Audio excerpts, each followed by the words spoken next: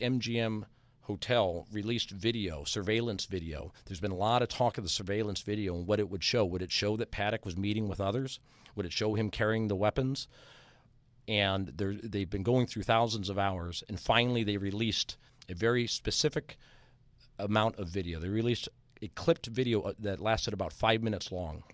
The MGM released it exclusively to the New York Times, and the New York Times ran with it.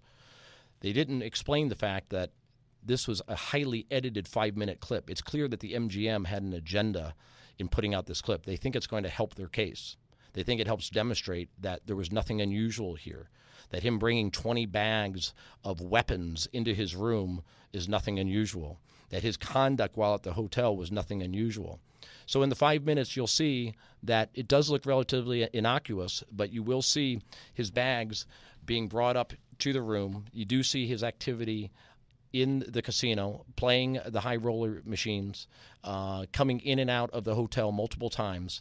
I decided that it was best to talk to Kathy Lombardo. She's an attorney for the victims, and they're suing the MGM, claiming that the MGM was negligent in not stopping Paddock from bringing all these bags into the room. So she looked at the video. She was highly, highly upset when she learned that this had been released, that a very selective 5 minutes had been released. They've been trying to get their hands on this video for many months, and MGM's been refusing to provide it. Then all of a sudden, out of nowhere, they release their own 5-minute edited version of all of the surveillance video.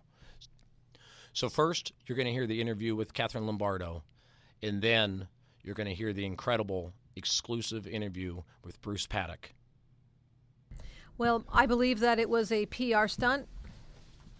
It's a stunt, and it's for publicity.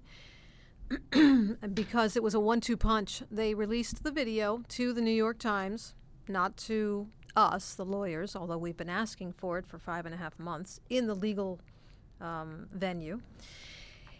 Why did they release it to New York Times? Well, you know, reporters can sometimes have handshake deals, and they build relationships with people and agencies, and that's probably exactly what happened here.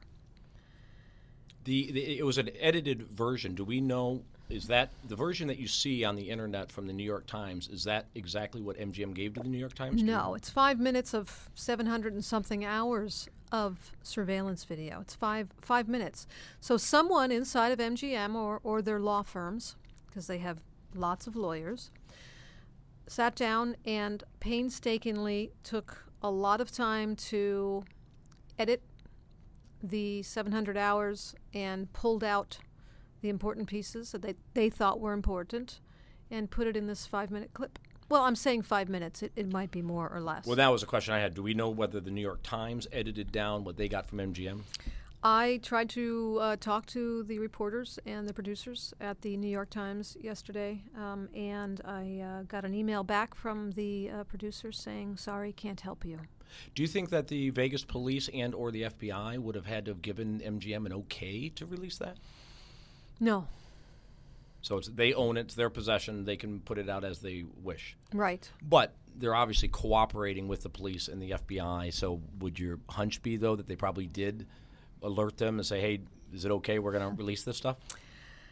You know, I would be guessing if I said that, but what I've learned through the last 5.5 years is that there is a relationship between Las Vegas Metro Police Department and the MGM. Of course there is. There has to be. Of course there is. How could it operate without it?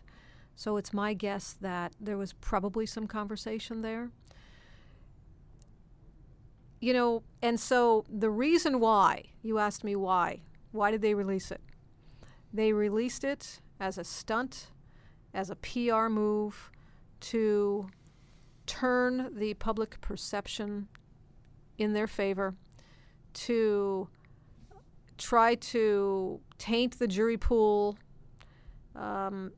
get people thinking now, oh, yeah, he did look pretty normal. Yeah, he didn't call attention to himself. He didn't have a sign on his forehead that said, I have 21 or more guns and thousands of rounds of ammunition in my bags, and I'm about to shoot people at 10 o'clock on October 1st at the Route 91 Harvest Music Festival. One of the things that I noticed in the video is that it doesn't show who unloads the bags from Paddock's minivan onto the valet cart or the bellhop cart. The video always picks up when the bags are already on the cart. And I think that's really important. And I don't know, it could go either way. If the bellman removed the bags from the minivan and put them on the cart, that means one thing, right? If they didn't, it really doesn't mean anything. Mm-hmm. It's just we're in the same position we are now. But, we feel pretty strongly about the video. The video absolutely confirms everything that we've been saying all along. The video supports the fact that MGM, Mandalay Bay, has such immense liability here based on negligence. It is shocking how confident and casual Stephen Paddock, the shooter, was at having Mandalay Bay valets or bellmen unload his arsenal, his weapons, his bullets, and have the bellman repeatedly help him haul his assault rifles and his bullets to his room. We think that Paddock obviously knew that Mandalay Bay had absolutely no training, no screening or security in place, and that the staff wouldn't bother him because he was a VIP. Or he's done it before. As you know, we just had his brother, Bruce Paddock, here, and said that the shooter had an obsession with cleanliness and keeping his weapons clean, and that when he goes to Vegas to shoot, he would want those cleaned right away. So he believes that this is not the first time that weapons have been brought to the room, and that would be confirmed, it would appear, by the way Paddock acted very casually. Exactly. Thank you. And I believe that Mandalay Bay has a zero-tolerance policy when it comes to bringing guns onto their property. Is Paddock the only one that has brought guns onto the property? Probably not.